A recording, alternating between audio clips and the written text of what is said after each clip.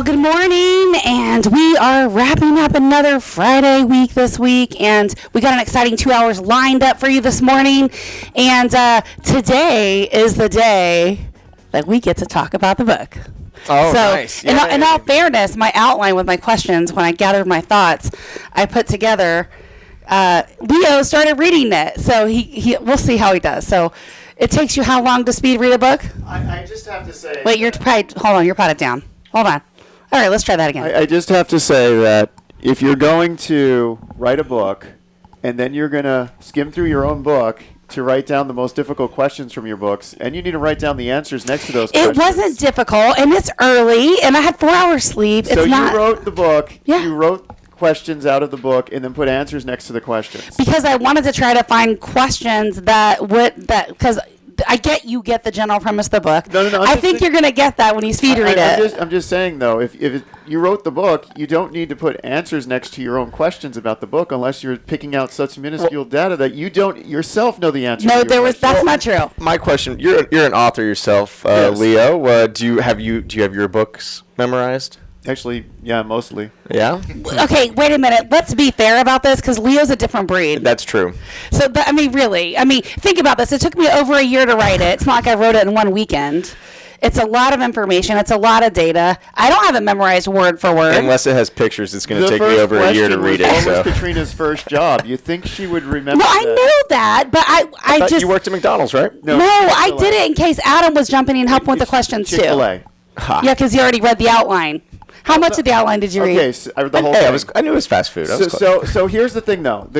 We talk about the market data every Friday at 8 a.m. I know we got sideways. Usually I get the little bar chart, and I get my spreadsheet. I see the bar chart. I don't see a spreadsheet. So why would I think... She'll get that in about 10 seconds So and why look would up. I think the two pieces of paper placed right in front of me was anything other than the bar chart and the spreadsheet? Okay, now you're trying to be reasonable, and you sound fair enough. So today is We want to go the live day. on the phone. We have a caller on the phone? What are you saying to me? I'm getting notes held up in front of me. Are we We're on a not live on the air? broadcast, so.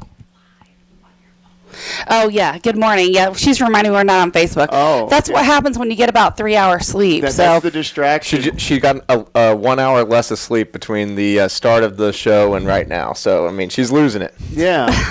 I only got 4 hours of sleep. That's All right. how much I average. So before we jump into the numbers, because, listen, wait, it's live on, my book is live on Amazon now as of Monday. Oh, wow. Were So you a bestseller for like 20 seconds? Shut That's up, how it Leo. normally works. Everyone becomes a bestseller for like 20 to 30 I know I'm number one in real estate class. Awesome. She's a #1 bestseller.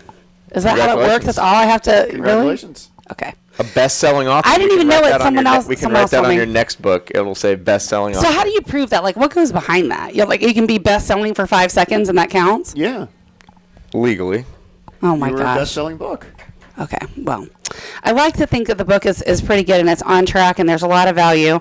I did get interviewed yesterday from our Keller Williams office, which hosts about 4 different offices, which had several people on the call. So you that should was call yourself a best-selling or author. Zoom. Okay, fine, I will. I will, but we're going to dive into that hour number 2. But I'm Amazon official, y'all. So go to Amazon Selling Through Relationships. I've heard of them. Yeah, have you now? Amazon? Well, why cold calling sucks and relationships win, so Can I it's get your book available. through Prime? Yeah. I can have it.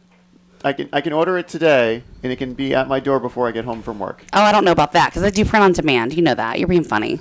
I'm not being funny. Yeah, That's you how are. Prime works. That's not on Prime. It's No, not- Prime you're is not- 2-day shipping. No. The 2-day shipping maybe a decade ago. Oh, Prime on demand or whatever that no, thing it's is. just called Prime. Adam, you know what I'm talking Yeah, I about. know what he's talking about. You order something by mistake. By the time you cancel it an hour later, it's at your door. It comes from Ruskin. That's where their warehouse facility is. I know that, but okay, you got like this right. Got to have it right now. Like that's a little different generation than I grew up in. I'm just saying it is. So hour number 2, we're gonna have Leo speed read the book, and then we're going to ask you some questions from it, which he already read some of the answers in the outline.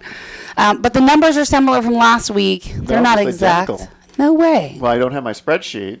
Oh, so you think they're identical? You're being funny. So they're almost identical. New listings about 966. Last week it was 976. Do you remember that number exactly? Because I don't even remember that. He I was does. listening to the show. I remember. Exactly. You remember the exact number. Yeah, 966. That stuff You just does said it. not stick in my head. There's no reason 966 for it is to. today's. Pending is 1767. We were just around 1752 last week. Around. Around. Around. And then Sold. and sold. We are a It's little down. higher. Isn't it down? It's up. 1,067. All right, Mamie. Where's the spreadsheet from last week? We'll have to talk about that. So again, I sit here every week and I wonder where's this inventory, because we're putting 1,000 replacement properties on the market for 1,100 disappearing. And Yeah. we've been at that now for a year. And when we started COVID, we were around 2.2 months of inventory. And now we've just been steadily decreasing our inventory. What are we? Are we below 1 month of inventory? I think we are. I'm going to have to look at it and calculate it, but I think we are. One of the things that I saw in Florida Realtors, in that back data we talk about that's about 6 weeks behind, actually showed that it was a 1.3 month absorption rate. So I think we are under a 1 month supply of homes. I really do.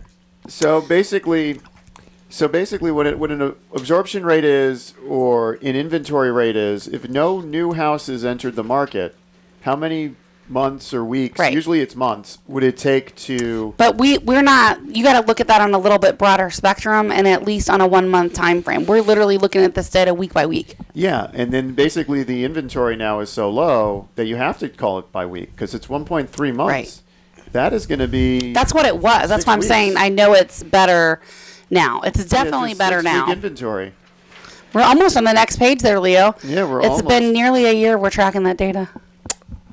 So what kind of difficulties are your buyers having nowadays? The challenge is, and here's the thing, I had this listing that went live and we had 4 cash offers, all cash. They were all like investor hedge funds-ish. Mm-hmm. So like the poor buyers, they don't have a chance because these guys are getting inspections within 10 days or less. There's no appraisal contingency. It's cash, so there's no financing contingency. And they're closing quick. And they're closing The quick. appraisal continue. Now, here's where it becomes difficult, because with the appraisals, they're there to protect you and the bank. Because the appraiser comes They're in, not there to protect you. They're only there to protect the but bank. they sometimes come and end up protecting you. They could. Inadvertently. It's like they come up with a big riot shield and stand in front of the bank, and if you're next to the bank, you're also protected. Right. I mean, there is a built-in mechanism so that a buyer does not significantly overpay for a home, And for then sure. if you pay in cash and you skip the appraisal, you skip that. Because we're seeing a lot of houses currently are overpriced. Yeah. But think about it. I mean, this is what drives markets. This is supply and demand. I mean, it's basic economics. So with I this- talked to an agent friend of mine yesterday in Colorado Springs. He said that they're seeing literally offers $30,000 to $50,000 above the list price, no appraisal contingency, which means even if these buyers are getting a loan, they're writing a check for the difference. So do you think these with these investors where they're coming in with all the cash, are they in a hold? Or you think they're going to hold it long term, or rent it, or do you think they're just? Yeah, they're definitely holding it long term and renting it because they have very detailed algorithms they follow. They know exactly what they can pay. Mm-hmm. Surprisingly, one of those cash offers on the one that I don't even have available because it's already pending, that one actually went a little bit above list. And what happens is when we represent the seller, we tell them, look, we're in a multiple offer situation. We need your highest and best offer by this day.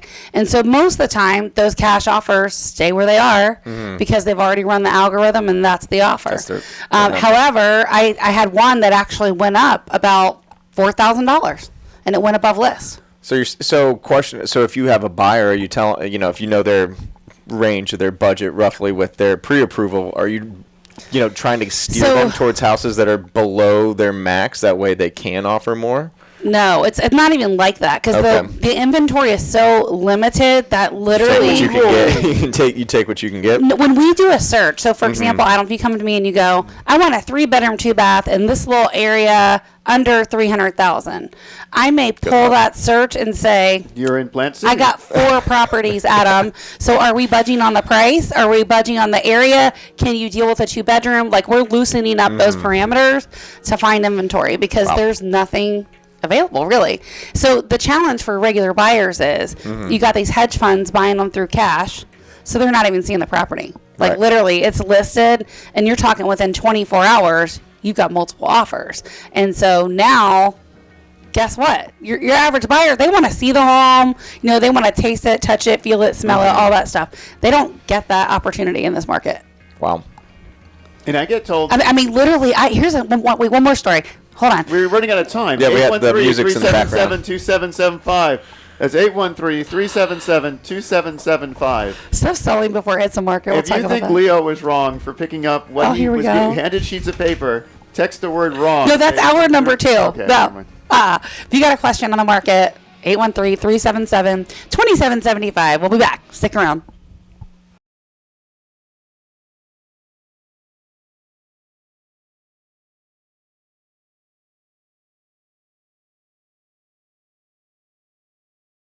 Well, good. Was that a word they can't say on the That's radio? what I was thinking. That's a lie. Yeah, that's a- we didn't do that's it. live. It's a radio. I think it rhymes with spit. Anyway, this is Leo Kane with Barrel Engineering and Inspection with Adam Talley from Talley Insurance and Katrina Madewell from Keller Williams Realty. And we have our sidekick. We're going to introduce him, our guest for the hour. We have a couple guests for this hour and a couple more next hour. But Yeah, he's going to disarm us. yeah, we'll talk about him in a minute. Fun new adventure. So you guys know, I mean, Tampa Home Talk, our mission, we talk about a lot of stuff in the real estate space, but the mission was to keep and maintain great credit, live within your means, build wealth, things that make your everyday life better. Speaking of which, you have listings? Yeah, surprisingly, I have 2. And these have been on the market for more than a week? Yeah, one of them actually is going to have to probably end up going through probate. Oh, maybe that's Because the point. deed they did is not work. So note to self, don't do quitclaim deeds. We see that all the time and it creates a mess on title. So do we even mention 18406? Yeah, we officially? can. Yep, we're still selling it. Okay, so Katrina has 2 properties that have been on the market for a week. Not even. Generally, when it's been on the market for a week, that means that there might be there's a backstory. With the first one, we have probate.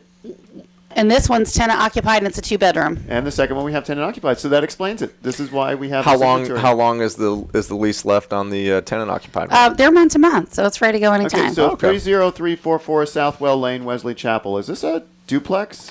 No, it's an attached Townhouse. townhome. Should Okay, be. Let's see what attached the townhomes. It looks nice. I like the Mediterranean look. I Yeah, like it's the really way that pretty. it's symmetrical. Surprisingly, it's showing up single family. It is, but it definitely looks duplexes. It's attached, yeah. Okay, so it's an attached multifamily. It's actually a great price, $255 for a 2017 in Wesley Chapel. Yeah, I don't even know how that one's available still, really. I think it's the 2-bedroom, it's sliding under the radar. Yeah, and What are the HOA 1-car fees? garage. HOA fees are HOA down fees here. are- That stuff definitely does not stick. $225 a month. That's not too bad. But it actually includes a lot of stuff. So that's going to Yeah, include includes your the sick- guard, your gate. gated. You're Yep. going to include your roofs, your paints. More it looks than like it's that. well maintained. This community also has a pool, A pool, and clubhouse. it includes the pest control, Yeah. all the pool maintenance, your private roads because it's gated, and your water, sewer, and your trash. That's awesome. Interesting. Is that considered a townhouse or a condo? Single family, So oddly enough. I would assume they're not covering the walls and roof. Yeah, then. that's this kind of stuff is so hazy for me. I always Yeah, ask we'll need you. to look into that if they're. So we recommend getting a copy of the reserve study, obviously. I would see what honestly, I'd get the master policy from the HOA and see what they cover. That as well. But I'd like the reserve as well because with the reserve study, which Barrel Engineering does do these studies, you're able to forecast and see what items they cover because they should be budgeting for them, and you can see if they're budgeting correctly for them. Ooh, that is very nice. So what's your role? You guys what are you doing with these reserve studies? I actually have one up in Hudson right after this show. So what we do is we go there and we take a look at the HOA's reserves. Then we take a look at the actual components themselves, the roof, the walls, the streets, fire hydrants. There's where the inspection piece ties into Okay, it. Got it. Then we make sure we do a financial forecast model for 30 years in saying that if you want to have enough money to do the replacement of these components over 30 years, you should be collecting X number of dollars today. Right. And then that's the formula. So if you're overfunded, you're collecting too much money. If you're underfunded, you're not collecting enough money. So then you need to actually raise your dues. And it's the HOAs hiring you mostly to do the reserve study? It's the HOA. It's Okay. actually required by Florida Statute 718 and 720. That's good. That's important because you don't want to get stuck with an Special assessment. Yeah. The downside to a special assessment, if you're an investor and you get hit with a special assessment, you have to depreciate that over 30 years. So you don't want a special assessment. You'd rather just pay your HOA dues monthly and write them off as a monthly expense. But there is an opportunity, because I know we picked up a couple of condos when the market was way, way down, and we knew that they were way, way under, and they were going to get hit with special assessments. We could tell by looking at the budget, but we picked those up anyway, knowing that there was going to be special assessments. And ultimately, once that mess got cleaned up, while we rented Yeah, it, and then you sold it. yeah, because you can't get a loan in a community like that. It's all cash. Yeah, back during the time when the market was depressed, FHA wasn't writing policies, because what ended up happening was you had 60 to 80% of the units in what's called bad debt, and that's where your unit owners aren't paying their dues. So they were high risk for special assessment. You get hit with a $10,000, $15,000 special assessment. If you're an older person on a fixed income, you can't afford that. So then you start falling behind in your payments. Then the HOA or your bank is going to foreclose on you, and that's what took us from 20 to 25% bad debt, where 20 to 25% of the unit owners weren't paying, up to 60 to 80, because once these special assessments started hitting, they just couldn't. We have to think FHA from underwriting perspective, they'll go to 50% debt ratio, sometimes 55%. So that person's barely qualifying for the house, if that's the case. So if you're talking on a special assessment now, guess what? Yeah. That's probably going to be a defaulted loan. So with a new association like this one that's 3344 Southwell Lane, Wesley Chapel, for $255,000, you don't have to worry about that. It's a new association. All the components are new. The next thing that these people will have to do is in 6 years they'll have to paint the buildings. So That's how long do you recommend? What's the standard on time frame for painting? The gold standard is 10 years, but you fall somewhere between 7 and 10. Okay. Does it depend on the paint? That's the gold standard, the higher level paint, the Benjamin Moore or the Sherman Williams Superlux, or the things that are the higher tier of paint. The last 10 years, where you're What lower, about the Dyco paint that's made for Florida sun? it depends on it all depends on the, just like when we have the roofers in here and they talk about the different qualities of shingles. If all these manufacturers, their products have to fit within a certain band, so if they fit within a certain testing band, it becomes mid-grade paint. If they fit between another testing band, it becomes high-end paint. So while certain paints might inherently be better than others, they're all selling mid-level products that perform the same. So I actually got some comments about the roof melts last week. I had some customers that either listened to the show live or they listened to the podcast, and they're like, the roofs are going to melt? Yeah. I'm like, that's what Leo says. That's legit. We've already seen it. Now We'll see what we're going to happens. start to see more of it. That's why you said 7 years is like your sweet spot if you're buying a property. Yeah, so but 7-year-old property. 5 to 7 years is the house that I want. Because all the defects are showing up all by the that defects time. are showing up.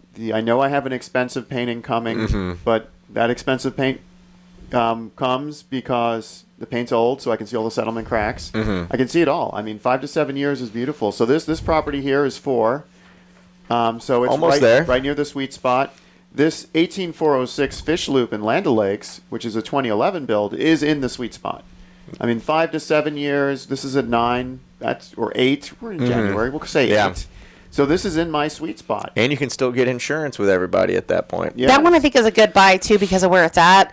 It's on that 41 corridor between 54 and 52. And it's a 4 bedrooms, 2.5 baths.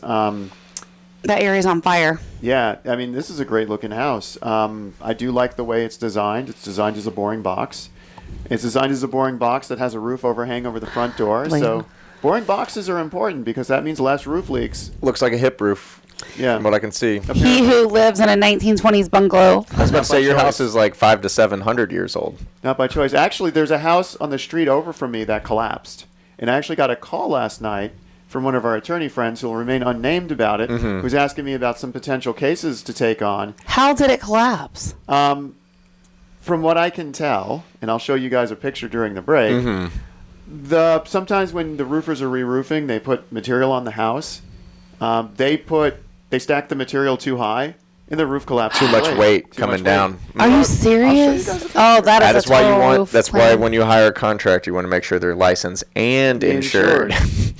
What type of insurance? How much insurance should you be looking for? I mean, if these The guys- $1 million Oh, payment. my $1 million, word. yeah. So you can see the shingles stacked on the top. I'm looking forward to hopefully being the expert on this case, so I don't want to say where it's at. That looks. But Yeah, you yes, can't. Wild. so I was actually driving by it the day it collapsed. That morning I drove by to work. And I looked over and I'm like, they really shouldn't be stacking. They materials. shouldn't be doing They that. shouldn't be doing None that. of my And business. that afternoon when I drove back, there was just a panic. The walls had bowed out. Oh no! And there was this huge panic by the roofers on the ground figuring out what to do. How old was the house? It's a 100-year-old house.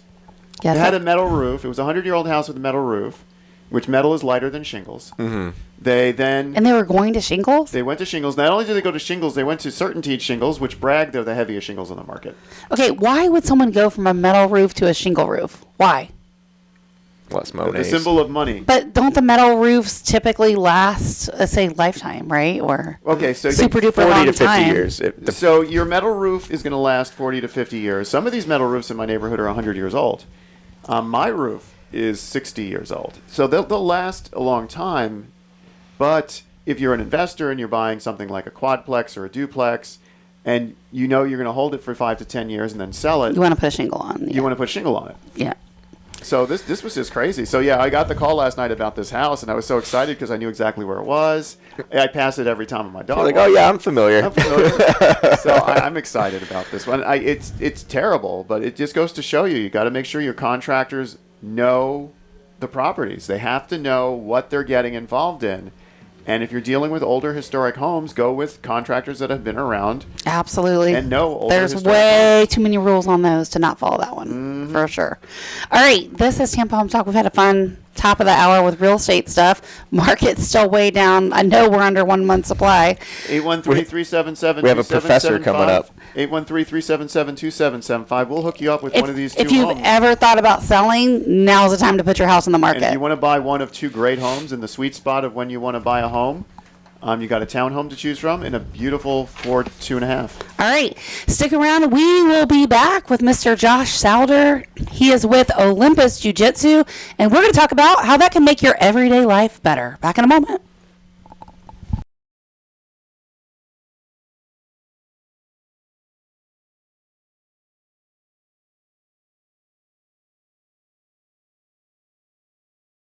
What is this? Anyways, welcome back to Tampa Home Talk. We have There's a theme here. Yeah, we have Pat the DJ. Our guest is laughing, so he knows the And we're joined by, let's see, Professor Josh Souder Yes. with Olympus Jiu-Jitsu. Is it Souder or Souder? Souder. Souder. Yes. Welcome. Thank you. I'm happy to be here. So let's talk about jiu-jitsu, because what the heck is that, right? I think most people realize it's some form of martial arts, right? Okay. Yep. So this is where it gets confusing. So a lot of people, when you think martial arts, instantly, especially our generation, what we think is karate. You know, Yeah. cha, The Karate Kid. Wax on, wax and off. chopping and kicking and flipping and all that stuff. But jiu-jitsu is 100% grappling. So it's almost a complete opposite. It's anti-striking of striking. Okay, so it's more, you know, your grappling arts as wrestling, judo. Yeah, I won't and even all tell that you stuff. about, like, that's why I'm smiling, like the jokes with my husband and Mimi's husband on the mat yesterday. It was pretty fun. Yeah.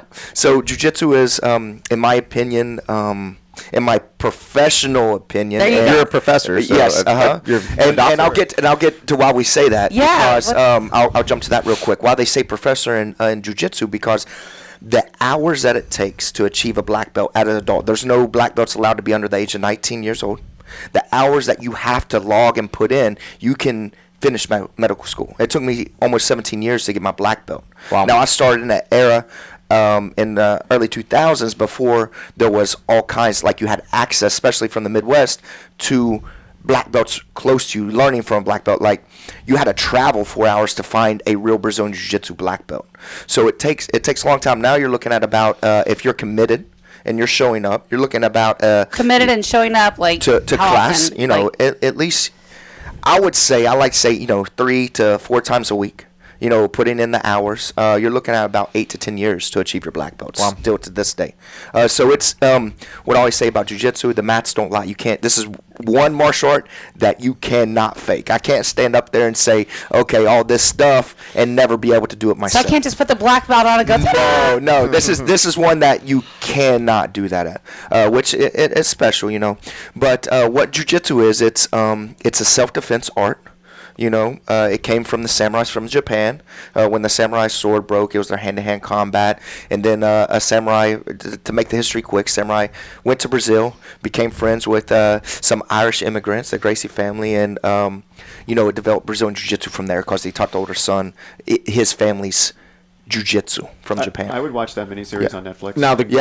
It's actually really cool, man. It's a really So it cool is history. a series. No, I just made that up, but it sounds like the plot of one I would love to watch. Yes, it would be an amazing series. It would definitely destroy Cobra Kai. It would knock that off the top 10. So I'd love to talk about like some of the benefits of jiu-jitsu, right? Because we are predominantly a real estate radio talk show, but again, the purpose of our show is things that also make your everyday life better.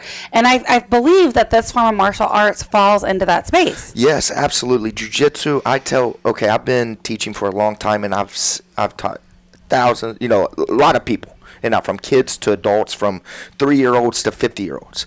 And regardless if your life is good, jiu-jitsu can make it better. If you have self-esteem issues, jiu-jitsu can help you with that, from kids to adults. What it does is that it teaches you to be comfortable in uncomfortable situations. So therefore, you get more confident in job interviews. You're not as stressed out when you're in traffic driving. Little things do not bother you. So and plus when you leave, you have a great workout, you release endorphins, you drive home happy. You're like, man, I feel amazing. I can't wait till tomorrow. I've heard that happens on the opposite end of the spectrum too, right? Like with younger kids that have anger issues or are having behavioral problems. It helps with that sort of stuff. Yes, it does. I've seen it a million times. The kids come in and the parents come after a couple months are like, Professor Josh, thank you so much. He went from D's and F's to A's and B's. He's helping out around the house. He's wanting to do better. Why is that, do you think? Like, what's the switch?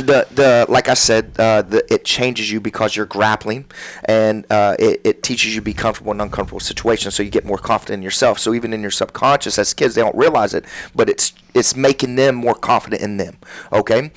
And also, one thing that I do in my instructors is that I don't just teach, I don't just lead, I try to inspire. So when I'm up there, I'm inspiring these kids. Those 2 hours of me teaching the kids class, I put everything I got into it. I saw him, like, even when he was done with the class, he had kids, like, walking up behind him and grabbing him, and you can tell they really like him. I imagine it has to be pretty humbling as well, right? Yeah. If you're a kid and you think you're a bully and you walk in there, you're not a bully in there, right? Oh, absolutely not. And go ahead. He's I have a talking. question. How common are injuries when you're learning all of this? Well, that's a good question. But here, safety is my first concern, because if injuries were so common, I wouldn't be in business.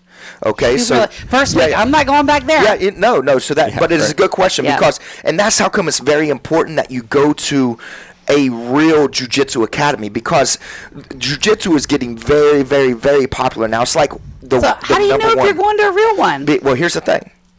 Everybody, since the UFC changed the martial art world, okay, we're going to say it changed the martial art world, because it's like, oh my God, who's this 170-pound guy that's winning against 250-pound guys? This horse. Wasn't that like the first? That was the first one. I listened to the 30 I don't watch TV, as you guys know. I watch football and I'll watch UFC. That's about all I watch on TV. So in the beginning days, it changed the whole game. It shook up the martial art world. So now everybody says that they do martial arts or jiu-jitsu in their program, and they really don't. They just sort of, because you have people in traditional martial arts, they make up their own martial art. They just add a do to it or whatever. And I'm not being disrespectful, but it is the case. We call it McDojos, so to say. You know what I mean? And I hate it because it's dangerous, because they're not proficient in the art. They're given false sense of security, and you don't understand. When I watch kids grapple or adults grapple, and I'm going back to, about the injuries, I know where they're leading to. I can watch a grapple and stop it before something even happens, because I understand jiu-jitsu inside and out. Okay, so myself and my trained instructors, you can't just volunteer to be like, I train jiu-jitsu, let me come help one day. No, you got to shadow 4 hours. You got to go through a whole program and be proficient in jiu-jitsu before you're able to help me coach, because safety first. So basically with kids, it goes in tiers. So the 3 and 5-year-olds are just having fun and starting to learn grappling. I'm not teaching them, we're going to choke, just, you know what I mean, all this stuff. And as they get older, they learn more submissions skills, and stuff. And plus, we're there to stop it. In the kids class, I don't wait for the child to tap out, meaning that they're caught in a submission lock and they wait till it hurts and tap out. If I see the arm extended, we stop the match and restart. They get to the back and to start the choking process, we stop the match. And then as it goes with adults, if I see it getting too rough, like with normal people, I'm like, or not normal people, beginning people, I'm sorry, beginners. Normal people like me. Beginners, it's very controlled. I teach you how to spar. So you don't even do full sparring, which is the grappling aspect of it. You do specific training in a certain position for so many months with different positions till you learn the concept of grappling before you're able to just go full go, if that makes sense. Let me ask you a question for this, Josh, because I heard you say something about self-defense in there.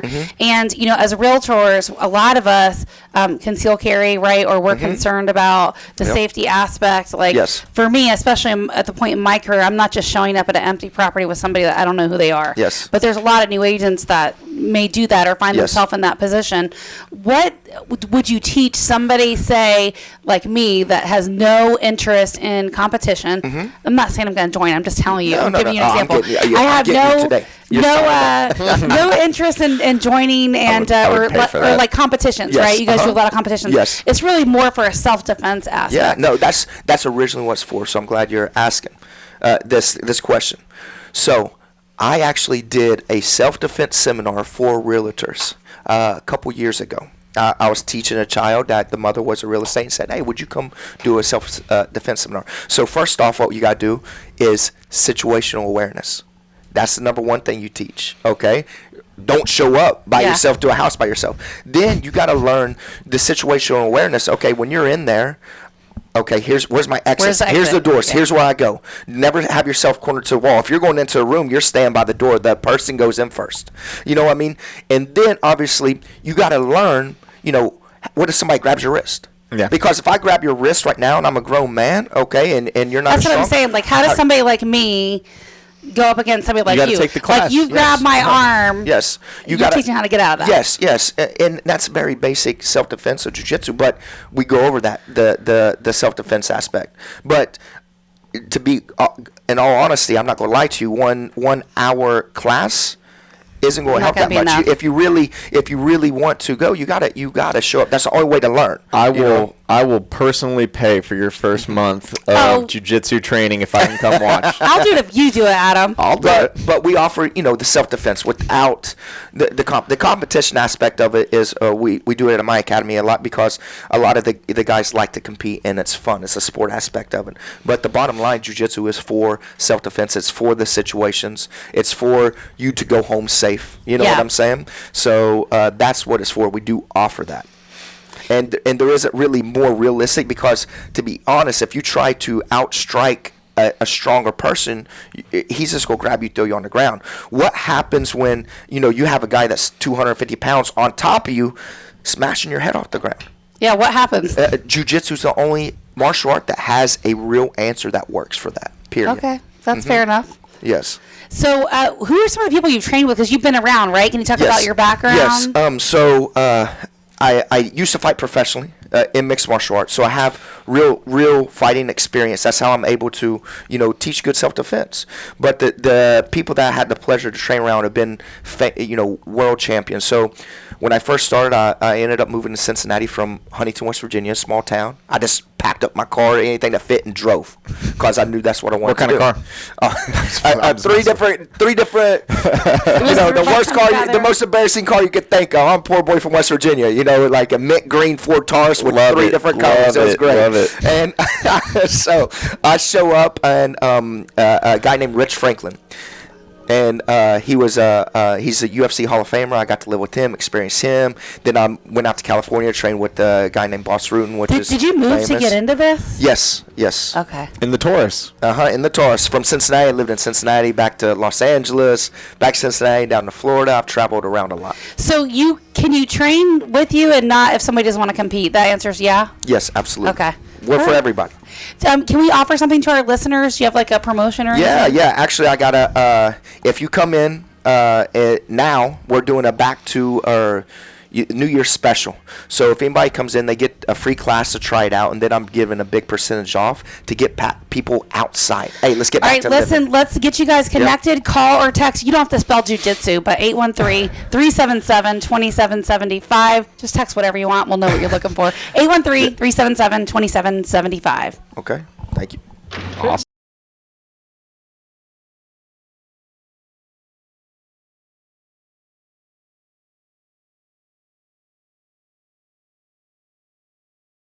Well, good morning. Welcome back. This is Leo Kane with Barrel Engineering and Inspection. Adam's got 2 exciting new guests for us. Why, thank you for that. We have Karsyn and Jacob with Licciardello. Right? Licciardello Staples. Staples. Not Staples. Not Staples, but Staples. Yes, go get all your office supplies. Like, giddy up. Horse It's like your facts. horse. So you guys have no stranger for Tampa Home Talk. You guys have been on before. What was that, Pat? Was he talking to us or on the air? Off mic, I'm just talking to you guys, not on the air. I know, but it's hard to tell what's what. Doing great. So let's talk a little bit about you guys. So what is the Stables? You guys have some new stuff you guys are offering now, yeah? Yes, we do. We actually have a spring break camp coming up, and then we're also running a homeschool group and an after-school program. Ooh. You're running a homeschool group. Yes, Talk yes. about that. How's that working? So it's Wednesday mornings. It's a 9 to noon program where you can come out. We do a private lesson some weeks, a trail ride. They always get a ride in, and then they learn how to groom and tack.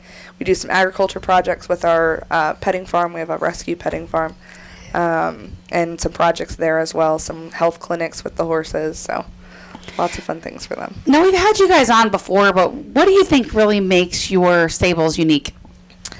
You know what? I really think it's our family atmosphere. We're all family run. My cousin's one of our instructors. My mom's one of our Tiny Tot instructors.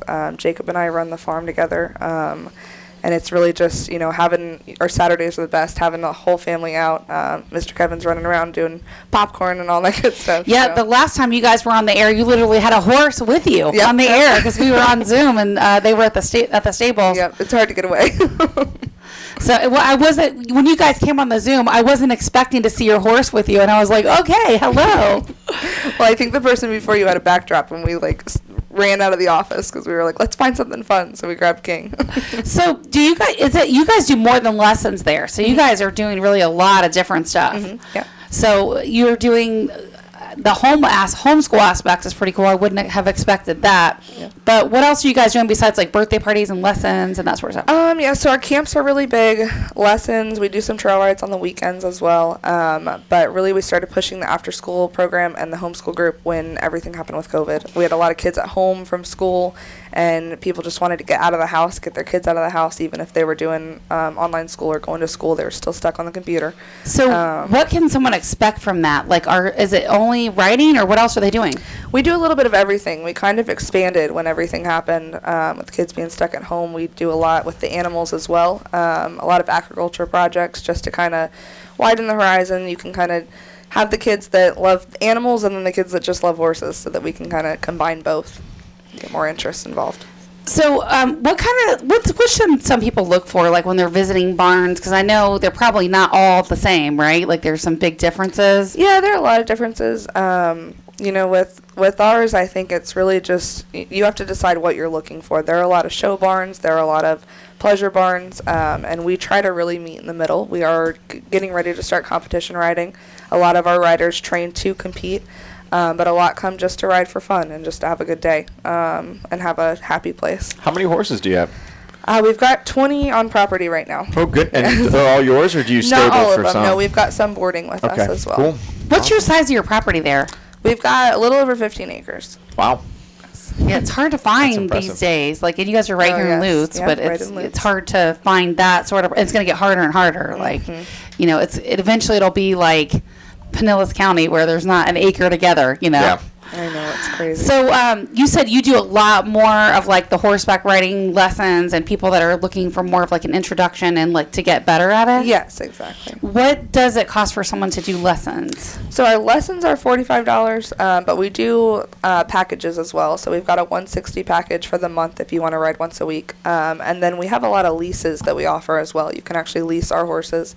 Gives you a little more of an experience with them. Wait a minute. How do you lease a horse? I So- mean, it's not like a car. So how? So parents love this because they don't actually have to purchase the horse. They don't have to worry about the vet bills, the farrier bills. They just get to let their kids come in and feel like this horse is theirs for the certain amount of months that they lease the horse until their child's ready to move up to a different horse. And I have a lot of adults that lease horses as well. We have a ladies group that comes in and they all have their own horse that they lease. It's not a burden on their home life, but they get to have their horse. You Now, know? are they? Oh, sorry. I was gonna say, who covers the shoes for the wear and tear? Yeah, that goes on us. Well, I was gonna. So, if you lease the horse, is that exclusively your horse for that lease, So we or is it like a do- timeshare thing? So we have full and partial leases. So Wow, you I can never even knew fully this was a lease. thing. I'm like in Yep. awe right now. Do you want a jiu-jitsu package, or do you want me to lease you a horse? I want to see you do either. So, You can do jujitsu from. No, you can't, because if you're being grappled on a horse, that's a problem. that is a big problem. Or a big horse. So you were talking about the 160 package. You said once a week. How, is that an hour or? So they're 30-minute lessons. We do try to involve tacking and grooming before and after if we can. So it can be a little bit longer. So talk about that. What goes into tacking and grooming? And is that that's part of the lesson? Yeah, we try to make that part of the lesson. It's really important for the kids to understand that it's not just get there, get on your horse, and leave.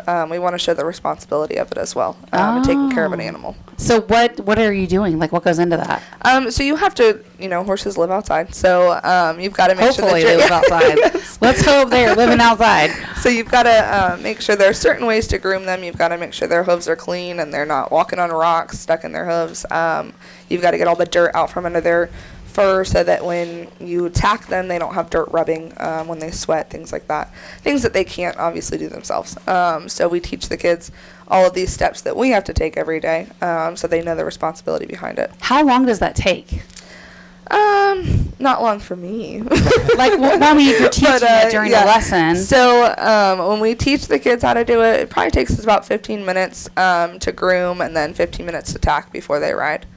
And are you guys like if someone's never rode a horse and they just want to come try it? Are you doing that too? Yeah, most definitely. Okay. And we have a lot of riders that come to us that used to ride, stopped for a while, and life gets in the way, and they came back and they restart with us. So we really start from everywhere. Our ladies group that we have, they're anywhere from 60 to 72 actually.